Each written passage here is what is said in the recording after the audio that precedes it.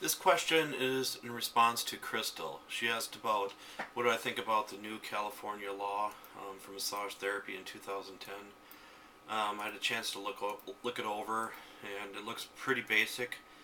But of course, the major players are going to profit from that. Of course, no offense, but like more likely it says um, pay a fee to the massage therapy organization and pass an exam approved by the massage therapy organization.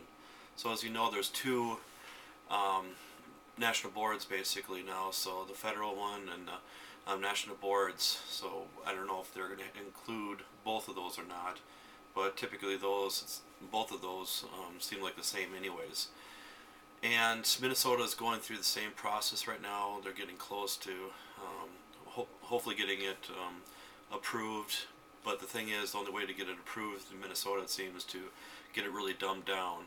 So, I mean, the way they originally wanted it, there's no way I'd accept that at all. Because a few of the major massage schools here in Minnesota had their fingerprints all over the bill basically. So it said exactly how many hours for like A&P, and then we looked at their curriculum, and it had exactly the same amount. So the problem is when big organizations like that try to write their bills, it's only going to profit to certain people. So that's what hurts it so much. And also 500 hours of training, so that's pretty reasonable. Must be 18 of years of age of older.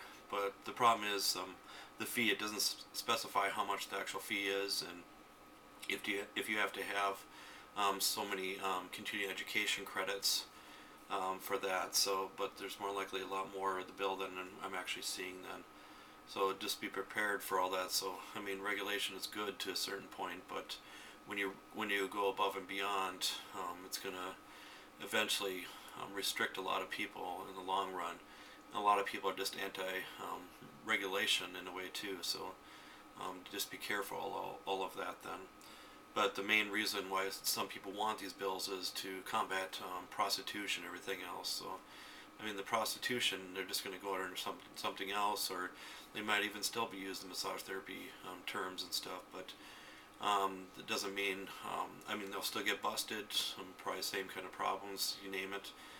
But it's not going to really enforce it much because still all the states that have regulation for massage, there's still prostitution and everything going on. So it's kind of a smoke screen in a way.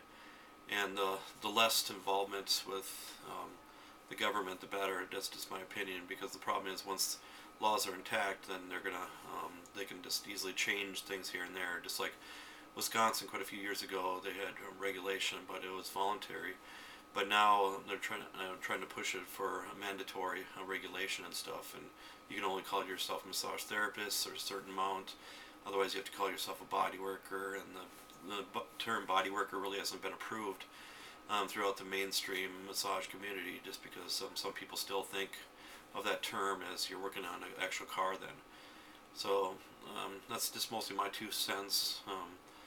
Again, if regulation happens in Minnesota, I just want it the bare minimum, if they really want to go through that route. And I hope to goodness they have some kind of grandfather clause in for the old timers that are totally against this, and they usually have some form of that. But it's just to try to keep everybody happy as much as possible. So again, regulation, I'm for it and against it in the same aspect. But California was in the same boat. They had like the CAM law they had to follow like us. So the CAM law is complementary alternative medicine law, and it's a client's bill of rights where the client has to sign that once and then just keep it in their file, and that's all you have to do. So there's a place that they can complain if they want. So, but my major beef is in Minnesota, every single city is different for rules and regulations. And for fingerprinting and stuff, that's just, I don't like that whole term. I mean, other professions, you don't have to have fingerprints and everything else, and it's just demonizing basically massage therapists, I think. And to get a background check, that's somewhat reasonable, but it doesn't specify if you had certain kind of crimes, you can still be a massage therapist or not. So again, those kind of things should be spelled out, and more likely it is somewhere in the actual rules, but eventually they will in the long term. But I just hope the big players don't profit, but it looks like they're going to like they usually do then. So if you have any other comments, anything, just leave the comments below. So again, for it, against it, I don't know. It's just kind of up in the air, and I fought it many times in the past, and I've kind of given up in a way just because it's the big powers. It's hard to get that whole organization under wrap then, because sometimes the people just have their own beliefs and they're just pushing so hard and they got the money to back it so they can push their own beliefs then. But if they could just get more of the massage therapists in general, what they actually believe in this, and make it more neutral as much as possible, it would help us come together as a group too. Because the problem is most massage therapists are kind of isolated in a way.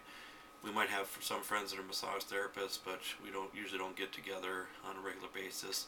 And the only really time we do is big kind of events, and those are when you're going to get continuing education in new ways, or you're going to learn something new. That's when you're going to go to those kind of things. But that's really the only time massage therapists kind of get together. Because I know some places they try to have a get together at least once a month with massage therapists, but in general, sometimes massage therapists are more isolated and more protective of their style, their techniques, also their clients too. Out in the community, I know there's a lot of jealousy with clients, and sometimes they want to do whatever they can to keep those clients, but sometimes you got to realize the client might feel better at another therapist, so let them try those different avenues. So if they come back, great. If they don't, hopefully you can pick up another client down the road too then. So sorry for ranting and raving, but that's just my opinion on the whole regulation thing. Thank you.